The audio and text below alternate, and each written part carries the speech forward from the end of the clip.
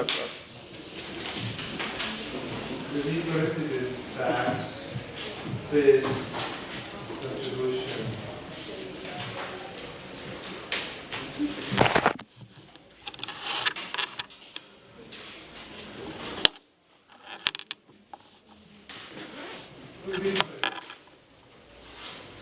Huh?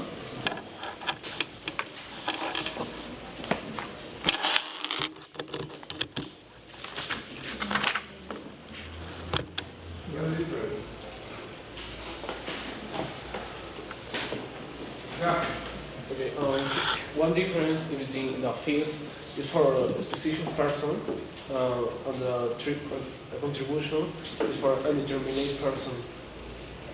Okay, the tax is related with the incomes. Okay, acuérdense, el tax o el impuesto siempre va a estar relacionado con un ingreso, cualquier ingreso que tengan las personas. Hemos hablado de net class legal. Personas naturales son los legal persons son las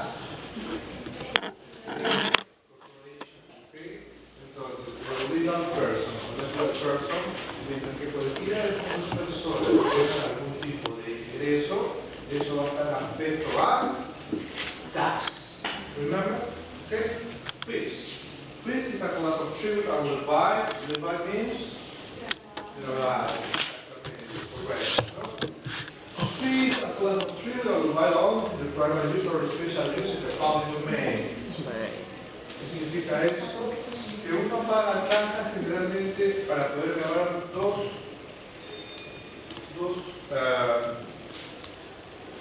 dos contextos. El primero es para el uso, que puede ser privado o especial, de algún bien de dominio público, ¿no? Y si no me equivoco, acá dimos un ejemplo. Por ejemplo, el peaje. El peaje, entonces dijimos que es una forma, mejor dicho, es una materialización de cómo el Estado cobra a los ciudadanos por el uso de qué? De la carretera, ¿cierto? Cuando alguien tiene una carretera, las carreteras son de propiedad del Estado. Entonces, cuando uno de nosotros la usa, tiene que pagar lo que se denomina un fees, ¿cierto? El fees debería ser la tasa por el uso de ese bien de dominio público, de dominio público.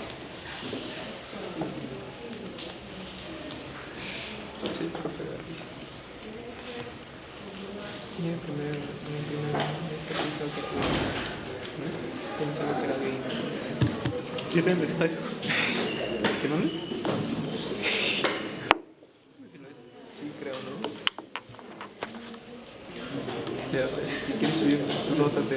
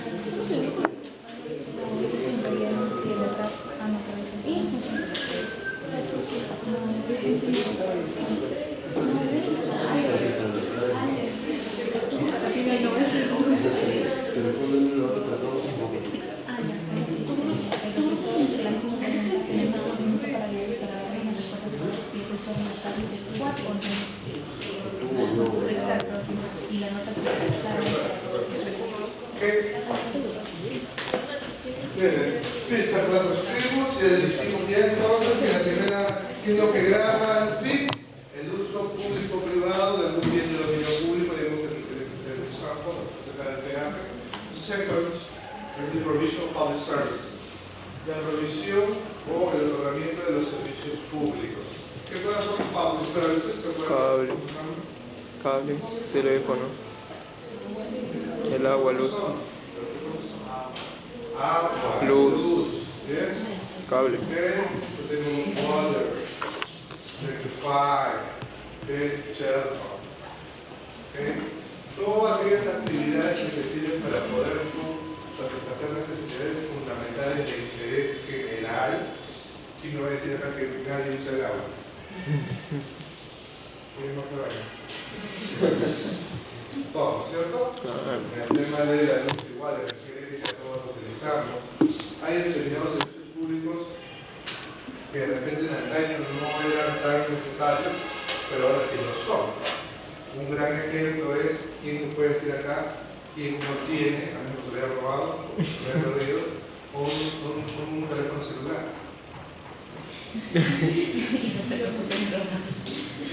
Todos ahora tenemos la necesidad de tener ese bendito aparato y de tener el servicio de telefonía celular.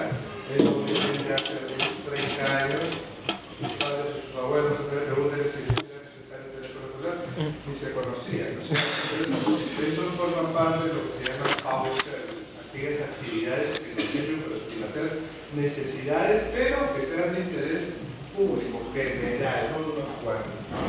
¿Okay? Bien, entonces, estas son las dos formas en las cuales se van a grabar los fees o las tasas. Tenemos la tercera clase del tributo denominado contribution. ¿Se acuerdan? The contribution are tributes that are used for public works or to establish or expand certain public services.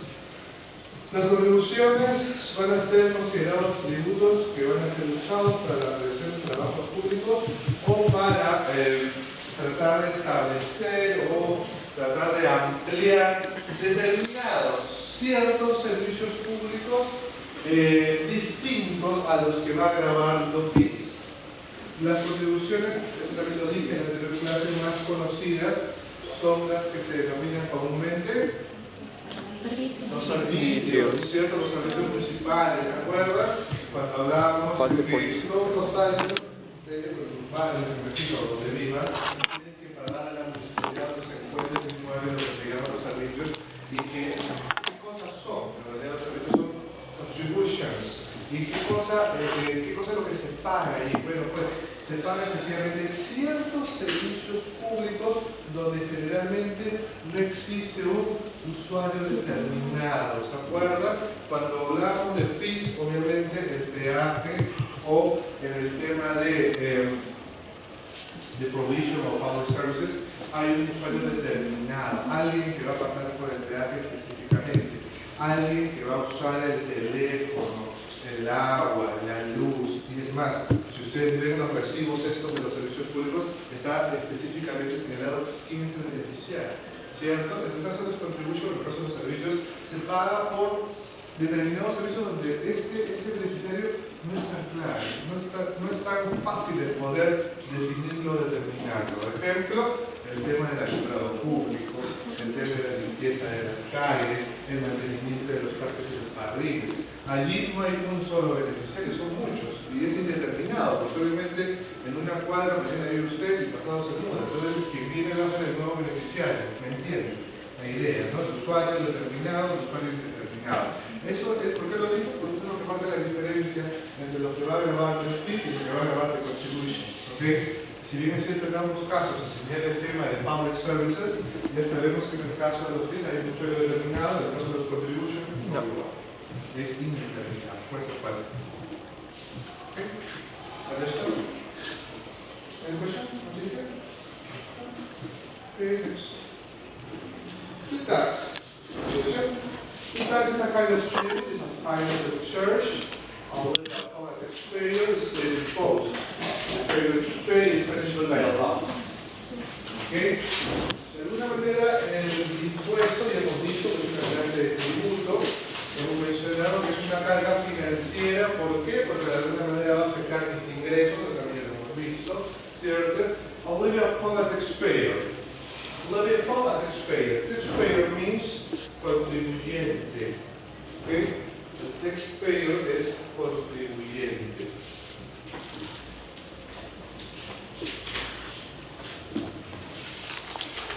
¿Y qué cosa es el contribuyente? Señores, ¿quién es el taxpayer?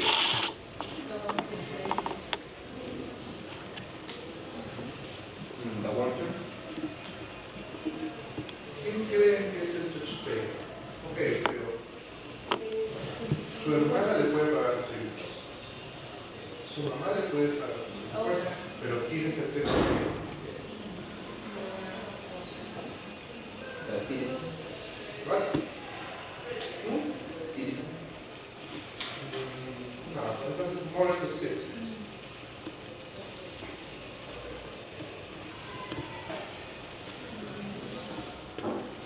Es el que se le va a afectar económicamente, pues. Es el que tiene ingreso.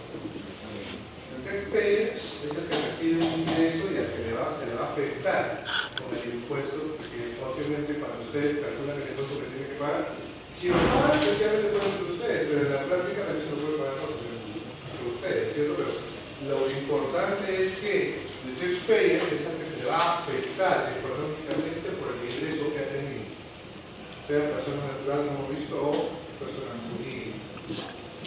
One form es la imposición, ¿no? Una imposición, ¿no? Se lo voy a recordar que obviamente hemos dicho que el tax o los impuestos en el Perú son, como casi todas las partes del mundo, son obligatorios, ¿cierto? El Estado va a ordenar que un taxpayer de alguna manera se le afecte sus ingresos, ¿cierto? A favor del Estado. Already como es imponer, ¿no? Ordenar, de alguna manera legalmente hablando, en este caso, el pago, ¿no? De un porcentaje de sus ingresos en beneficio del Estado. El failure law, ok, exactamente. El incumplimiento del pago de impuestos es de alguna manera castigada por ley.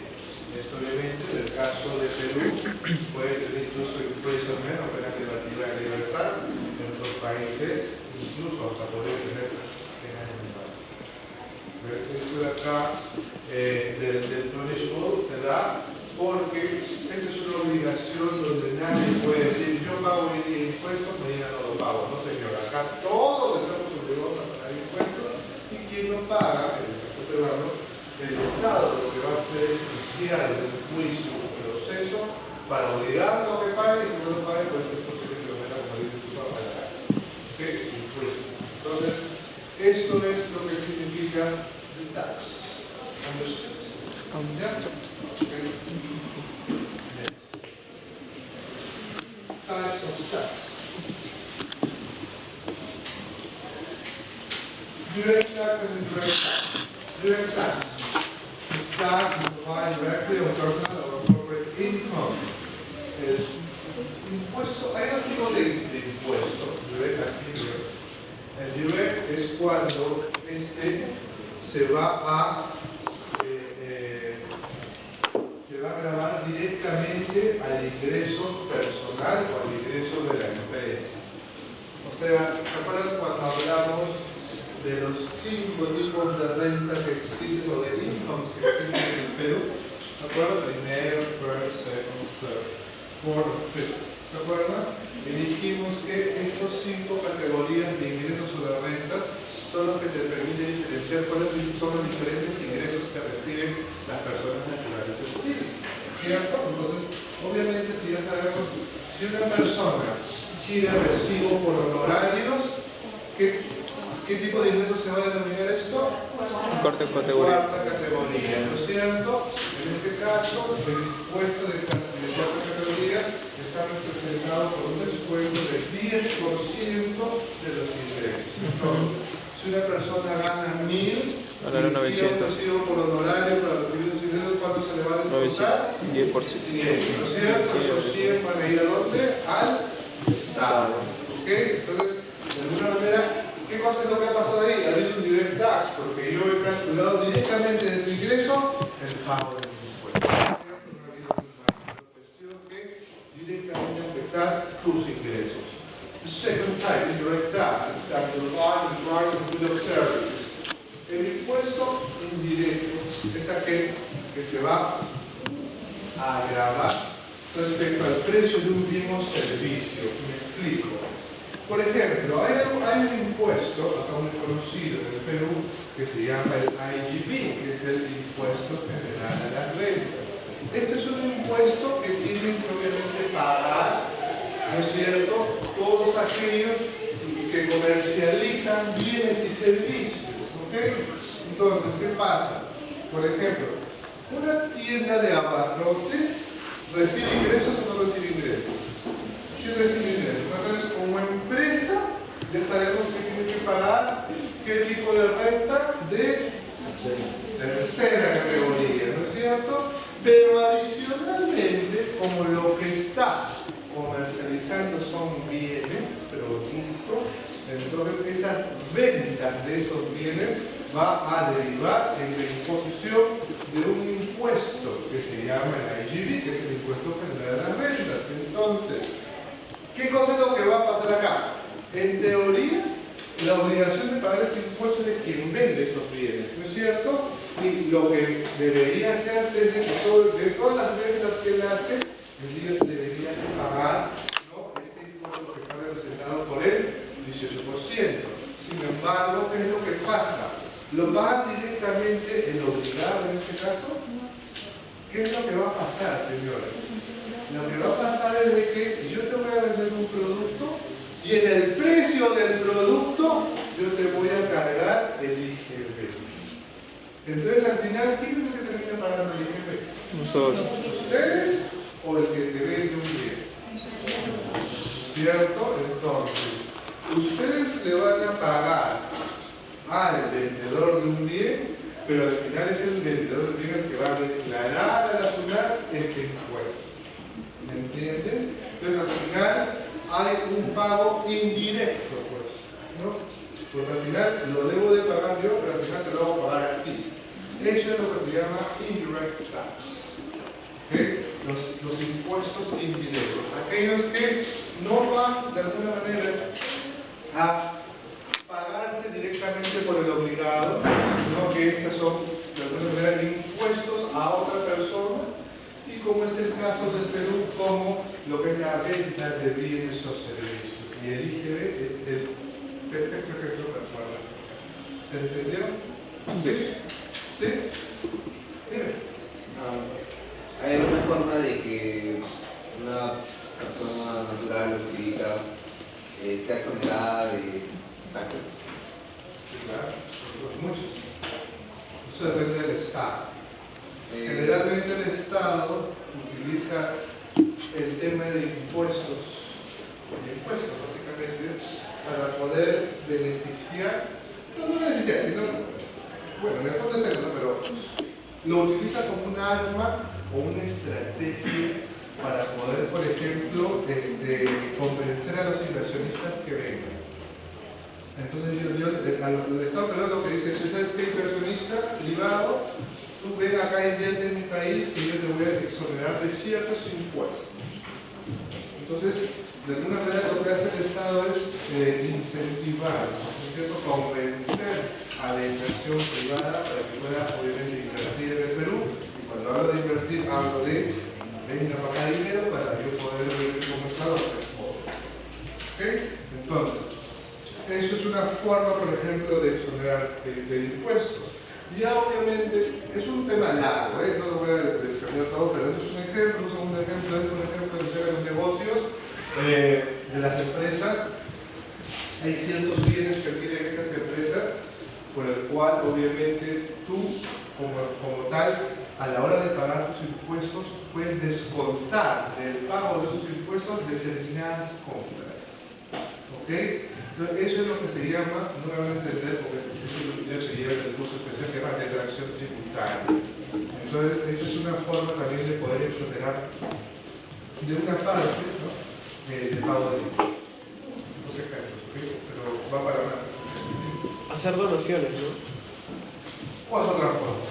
Es otra forma. Es otra forma. No es la única, ¿eh? No es la única.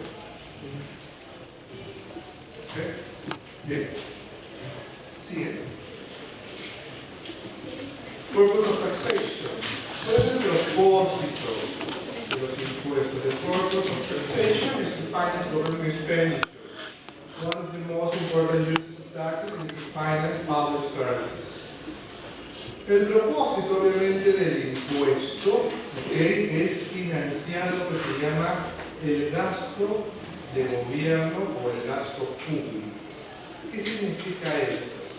Que obviamente los gobiernos de turno en un país tienen que realizar muchos gastos, ¿no? Porque, ¿sabes qué? Creo que yo como gobierno, para los congresistas, tengo que mantener los ministerios que he creado, oye, tengo que implantar infraestructura para que más personas en mi país tengan acceso al agua, tengo que construir más carreteras, más hospitales, más colegios, ¿no es cierto? Entonces, el Estado y los gobiernos de turno, que de alguna manera van a manejar el Estado por un tiempo determinado, tienen pues todos esos objetivos y que seguro ustedes lo habrán palpado, oído y escuchado, sobre todo cuando hay elecciones presidenciales, ¿no es cierto? Todos los candidatos ofrecen que no le demora lo que van a hacer gobernar, ¿cierto? Entonces, obviamente esas obras o ese oro y moro que te ofrecen no es de gratis, ¿no? Cuesta. ¿Y cómo el Estado lo va a financiar? Pues a través de lo que se llama el propósito, el poder financiar el gasto público, el gasto del Estado, del gobierno del público. ¿Okay? Características de tax, que llevamos directamente a lo que son las características del impuesto. El tax tiene 3 características específicas. Number 1, coercive character. Tax is imposed unilaterally by the state according to the constitutional principles and legal rules. ¿Qué pasa? El carácter coercitivo es la primera característica de un impuesto. ¿Qué significa? Que es coercitivo porque ¿quién te lo impone? El Estado. Unilateralmente es el Estado el que va a crear y te va a decir todos los peruanos tienen que pagar el impuesto. Acá no hay manera de negociar, si yo pago menos que tú, no. Acá todos pagan igual y estamos obligados a hacer una imposición, una orden del Estado. Por eso yo decía que cuando hablábamos de la rama del derecho que estudia esta materia, que es ¿qué rama del derecho que branches of law estudiará este tema? ¿Ah? Tax law. And the tax law belongs to the public law or the private law? Public law. Belongs to the public law or private law? Public. Public, ¿no es cierto? Ahora ya entienden por qué es public, porque justamente los estados se están ordenando, pues en virtual de su imperio, al poder que tiene, van a decir todos los ciudadanos peruanos tienen la obligación de pagar impuestos. Y eso es lo que va a dar su coercive carácter, ¿ok? Eso es lo que va a dar el carácter coercitivo de lo que es el impuesto, ¿ok? Después, entonces, coercive carácter. Number 2. Pecuniary character, okay? The pecuniary character, the tax is paid with money, obviamente, el impuesto es pagado con dinero. However, there are taxes consisting of payment of kind of personal benefit, such as compulsory military services. Eso no se da en Perú, pero igual es bueno decirlo, ¿no? En el Perú, el carácter del impuesto es de tipo pecuniario. ¿Qué significa pecuniario? Que se pague dinero, money. ¿Ok? Money. Entonces, si es que no. Sin embargo, en otros países existen otras formas, no en el Perú, pero en otros países hay otras formas de poder pagar un impuesto y que no necesariamente va a ser pecuniario, con dinero. En algunos países, por ejemplo, tú pagas un impuesto a realizar una determinada actividad, por ejemplo, si vienes de parte haciendo servicio militar obligatorio. En el servicio militar obligatorio, por ejemplo, en otros países es una forma en que el ciudadano va a pagar un impuesto. ¿Ok? ¿Y por qué se entiende así? Porque se entiende que si tú vas a hacer un servicio militar obligatorio, estás dando tu tiempo y en ese tiempo que tú le das al Estado, presumiblemente tú podrías generar ingresos. ¿Cierto? Entonces, por ese tiempo y esa posible generación de ingresos, se lo está cediendo al Estado para realizar un servicio específico que tenemos que tener este servicio militar. No sé, del Perú, ¿no? En el caso del Perú, el tema del servicio militar es obligatorio, como ustedes saben, pero acá igual es que paren. O sea, que acá no hay esa diferencia. Pero igual es. And the last, contributory character. The tax is used to finance public expenditure to the coverage of social needs. Obviamente hemos dicho el carácter contributorio. El impuesto va a contribuir, como hemos visto en la definición, ¿a qué cosas? A que se pueda financiar el gasto público, ¿cierto? Entonces, por eso tiene esta condición, ¿no? Un carácter contributorio porque te va a ayudar, ¿cierto? Va a facilitar a que el Estado, a través de sus gobiernos de turno, pueda pagar todos los gastos que tienen que realizar y que básicamente están dirigidos ¿a qué? A poder cubrir las necesidades sociales, ¿no es cierto? Oye, tú necesitas como población peruana más hospitales, más colegios, no sé, pues más comisarías, más carreteras. Esto se llama pues necesidades sociales. No solamente lo necesitas tú o tú, sino lo necesitamos todos los peruanos, ¿no es cierto? Entonces, ese carácter de contributorio, de carácter contributorio que tiene el impuesto, está obviamente plasmado en lo que se acaba de decir. Que va a ayudar a contribuir a que el gobierno vaya a financiar estos gastos que tienen que ver con las necesidades sociales. Okay, del Perú. Understood? Any questions here? No? Next. Okay.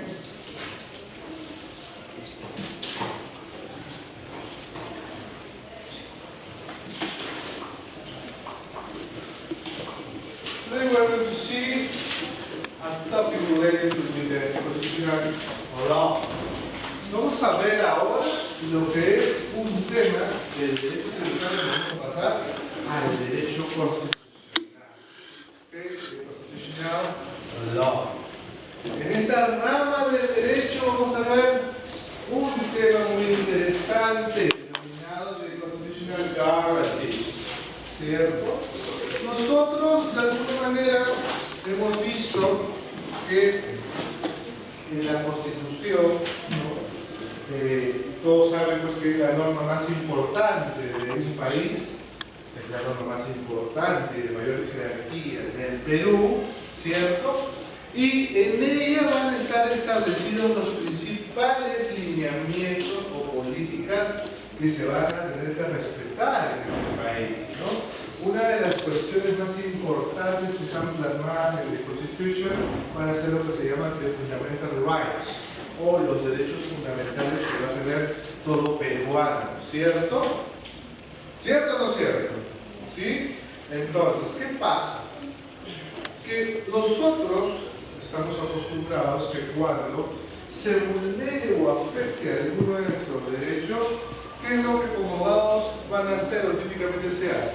Alguien te afecta tu derecho y te tiene harto o te ha molestado en demasía esta afectación, ¿qué le haces al que afecta tu derecho? Renuncia. Lo demandas, ¿no es cierto? Le haces un a legal process, ¿no es cierto? Le haces un juicio, ¿cierto? Entonces, tú le vas a hacer un juicio generalmente a quien afecta tu derecho, invocando obviamente lo que va a ser esta afectación, ¿cierto? Y el juez especializado te lo va a resolver, ¿cierto? Eso es lo que típicamente se hace. Sin embargo, en la Constitución se han establecido ciertos mecanismos adicionales donde el Estado va a proteger, digamos, con mayor ahínco ciertos derechos. Es decir, en la Constitución va a quedar plasmado una parte de ello que va a decir la ciudadana, además de tú poder ir a juicio para defenderte cuando te afectan ciertos derechos, tú también vas a poder aplicar unas herramientas legales que yo te voy a decir cuáles son. ¿Y cómo se llaman esas herramientas legales para poder justamente defender de otra manera la afectación de derechos? Constitutional guarantees. Las garantías constitucionales. ¿Okay? Las garantías constitucionales entonces, como dice la diapositiva, mechanism for effective protection of fundamental rights and freedoms of the person established in the Constitution. De alguna manera, las garantías constitucionales van a ser herramientas, mecanismos que el Estado va a dar a todo ciudadano para poder, ¿qué cosa? proteger sus derechos fundamentales y sus libertades fundamentales, y que van a ser establecidas ¿dónde? Estas libertades y derechos fundamentales en la Constitución. Vamos a ver que en esta Constitución Política del Perú vigente, ¿cuál es la Constitución Política vigente? 93. La de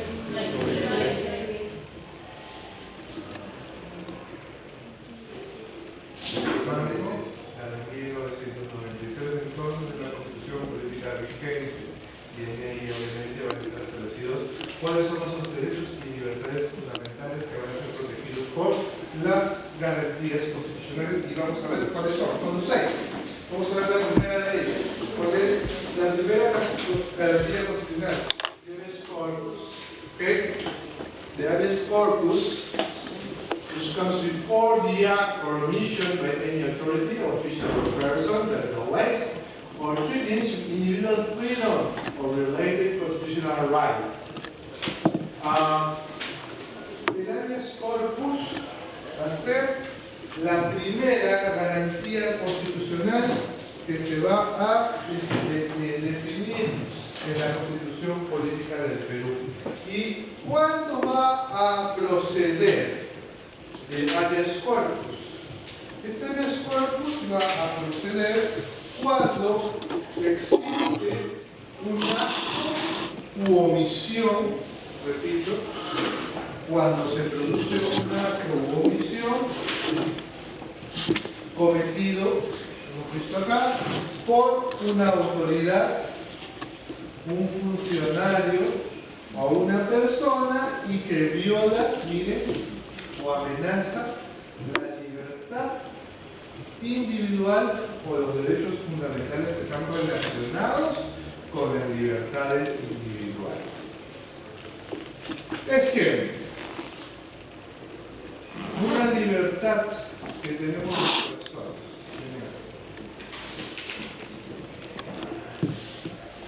Libertad.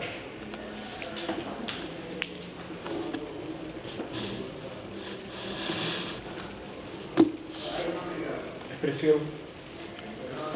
La libertad de expresión. Pero algo más específico. Ideas, opiniones. La libertad individual. Por ejemplo, yo les voy a facilitar mejor este concepto. Digamos que alguno de ustedes, me imagino que propio de su edad, un fin de semana, se van de juerga, ¿no es cierto? Y, bueno, pues, copas van, copas vienen, ¿no? De algunos, no dicen todos, ¿no es cierto? Y como suele suceder, pues, como efecto del trago, sobre todo los muchachos, algunos se ponen belicosos, ¿no es cierto? Entonces, hoy, ¿no es cierto? La miró el gato a mi enamorada y yo, le saco la La miró usted a su enamorada y le va a sacar el gato.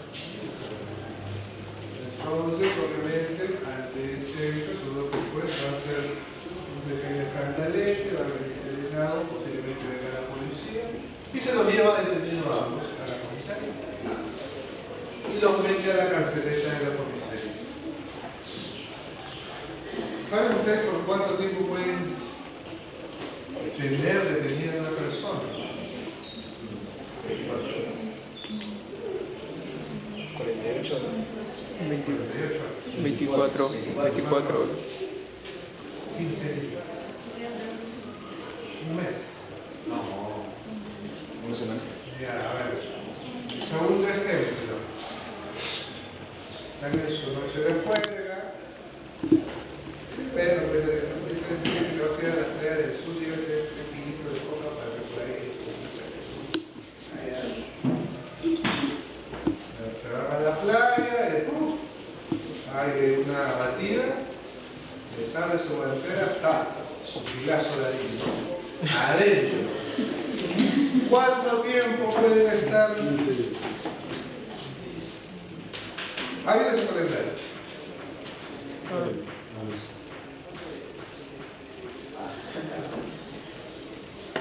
¿Por qué dicen 24 horas? ¿Por qué dicen 15 días? Bueno, pues las leyes peruanas efectivamente han establecido límites para, obviamente, limitar, una redundancia, ¿no? Ha establecido políticas para no exceder los límites de detención para poder investigar, por ejemplo, un delito. Cuando se trate de cualquier delito, a excepción de narcotráfico o terrorismo, una persona solamente puede quedar detenido un máximo de 24 horas. Si a ti te tienen detenido más de 24 horas, te están afectando ¿qué? Tu libertad individual. Si a ti te agarraron con PVC y te van a investigar por ese delito, te podrían colocar en la carceleta un máximo de 15 días cada entrada. Entonces, en ese plazo es donde ya la policía o la fiscalía tendrá que determinar si has cometido tal o cual delito. Si es que excede tu detención a esos plazos, están afectando tu libertad individual y por lo tanto, si tú fueras el abogado de esa persona, ¿qué podrías interponer?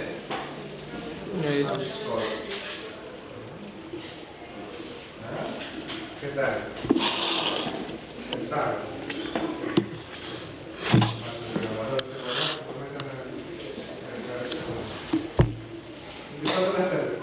Es así, no pasa nada. Claro, no tiene la culpa. Eso es un poco lo que se tiene que explicar a los que se entendió, ¿sí? Lo que son libertades individuales.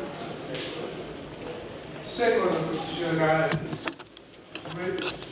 of amparo, which comes against the aggravation by the ability of official person to violate or treat other rights recognized in the Constitution.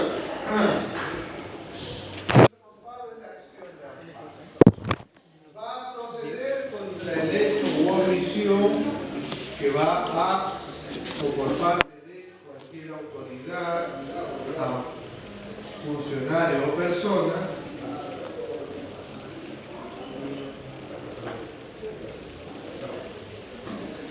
procede contra el hecho o omisión por parte de cualquier autoridad, funcionario o persona que vulnera o amenaza derechos reconocidos en la Constitución. La acción de amparo va a protegerse entonces contra la vulneración de derechos fundamentales que son reconocidos en la Constitución. En realidad dicen de otros derechos fundamentales reconocidos en la Constitución. ¿Por qué? Porque en las cuatro garantías constitucionales siguientes que vamos a ver, se va a proteger específicamente determinados derechos fundamentales. Aquellas que no se protejan, mejor dicho, aquellos derechos fundamentales que no se protejan con las demás garantías, ¿quién las va a proteger? La acción de amparo. Repito nuevamente. Existen derechos fundamentales que van a ser protegidas por las cuatro garantías que vamos a ver a continuación. Entonces, para que se entienda mejor, aparte de la acción de amparo de la base, van a haber cuatro garantías constitucionales más que van a proteger derechos fundamentales. Aquellos derechos fundamentales que no se protejan con estas cuatro garantías que nos falta explicar, ¿quién los va a proteger? ¿Ok? Un ejemplo de lo que es la acción de amparo va a ser el derecho, por ejemplo, al trabajo. El derecho al trabajo va a ser uno de los fundamentales que no van a proteger los demás derechos fundamentales, salud, pero que en este caso, al no ser protegido por las otras garantías, no va a tener que proteger qué cosa. ¿Ok? Un ejemplo del tema, oye, ¿sabes qué? No sé, pues.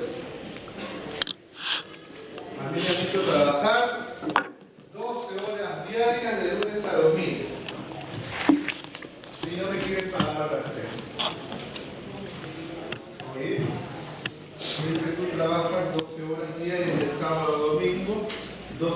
107, 84,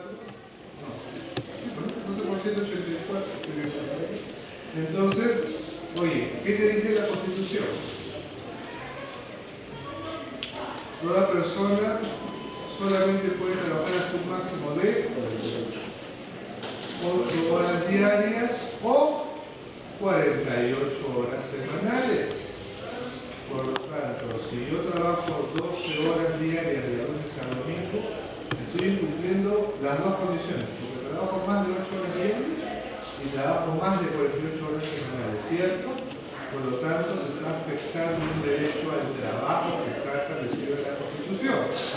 Entonces, si yo veo que me siguen tratando de esta manera, lo que puedo interponer es una garantía constitucional de acción de amparo para que el empleador cese esta forma de imponer trabajo a quién, al trabajador.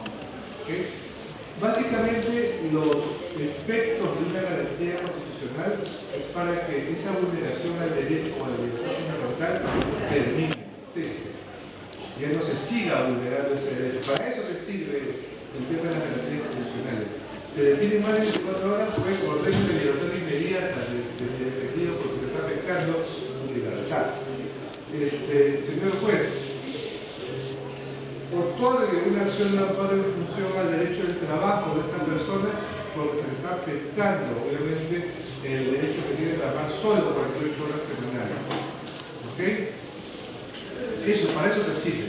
Si ustedes me dicen, sí, pero yo cómo puedo pedir indemnización, reparación, ¿se puede hacer? Sí se puede hacer, pero no a través de la garantía, sino que se tendrá que hacer un proceso paralelo para poder solicitar alguna indemnización, alguna reparación por el perjuicio y daño ocasional.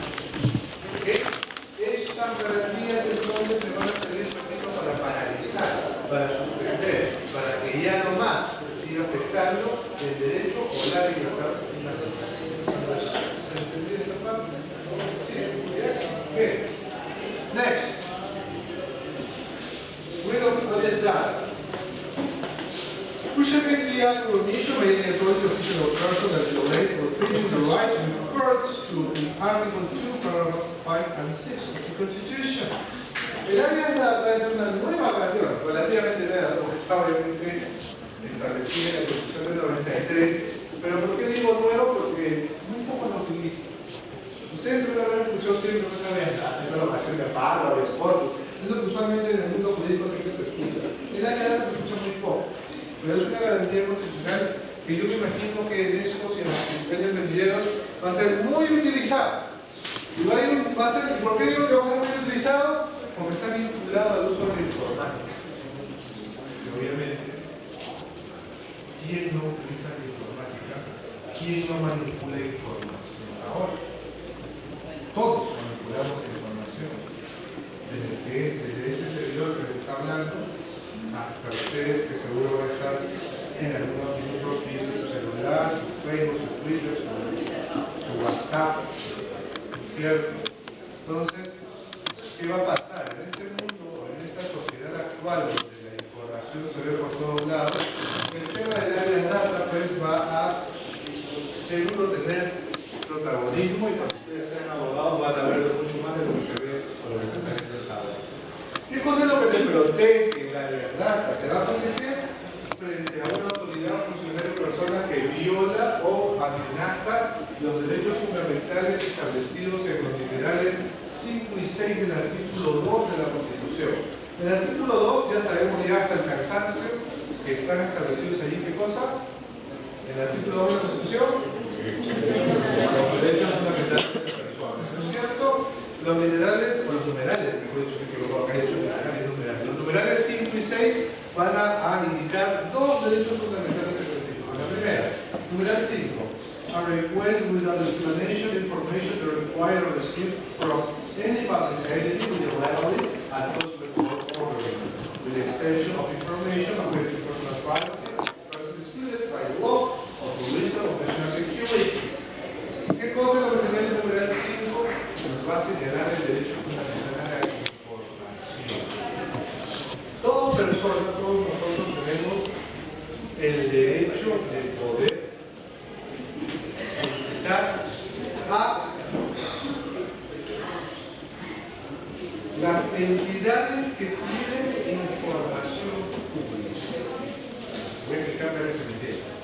Las informaciones, la información como definición se dice que es un conjunto de datos.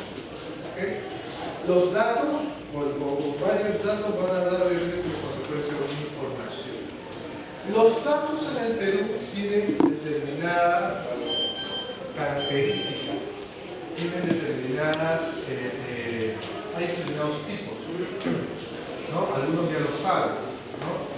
Existen datos públicos, existen datos privados, ¿ok? Y como resultado va a existir información pública e información privada, ¿cierto? Entonces, ¿qué pasa? Todas las entidades públicas o todas las entidades que forman parte de la administración pública van a manejar información de este tipo, información pública. Y todos nosotros tenemos el derecho de poder solicitar a cualquier entidad pública información. O sea, tú quieres pedir información a un ministerio, quieres pedir información a la RENIEC, a la Nacional, al Poder Judicial, se puede solicitar y ellos tienen la obligación de darte. Hay dos condiciones que vas a tener que pagar en cuota. Por ejemplo, yo quieres pedir y acá en 5 años yo no veo que van a estar desesperados por conseguir expedientes judiciales para justificar. Entonces, ustedes van a poder judicial y obviamente pueden buscar un expedientito que les guste y por acceso a la información pública pueden pedir. ¿Okay? ¿Qué es lo que le va a pedir el Poder Judicial? Que tiene que pagar las copias. Que no le paguen las copias.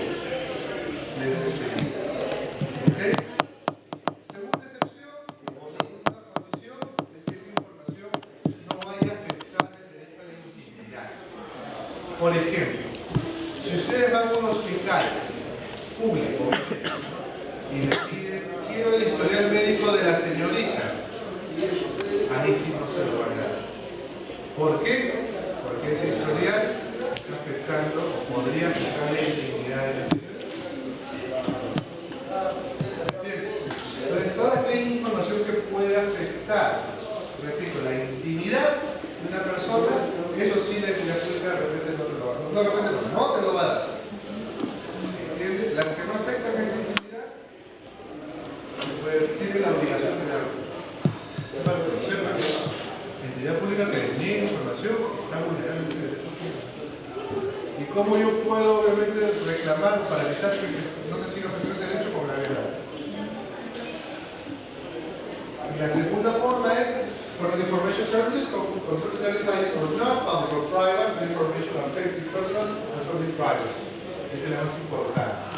Que la información o los servicios de información, computarizados o no, públicos o privados, no afecten la intimidad personal o familiar. Señores, email, Facebook, Twitter, WhatsApp o lo que sea, son servicios de información.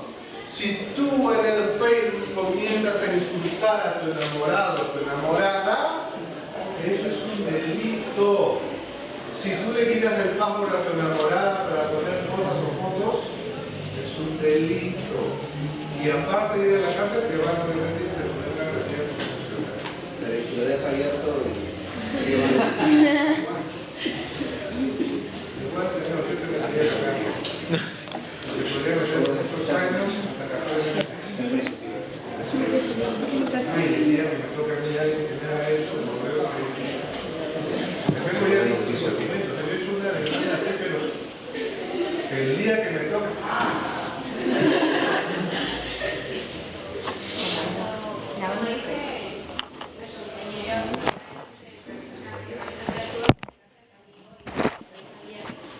pero es como que yo te dijera, ¿no? ¿Sabes qué? Ustedes saben que en antaño las casas se mantenían con puertas abiertas. En pueblos, sobre todo, todo el mundo vivía con las puertas abiertas. Pero eso también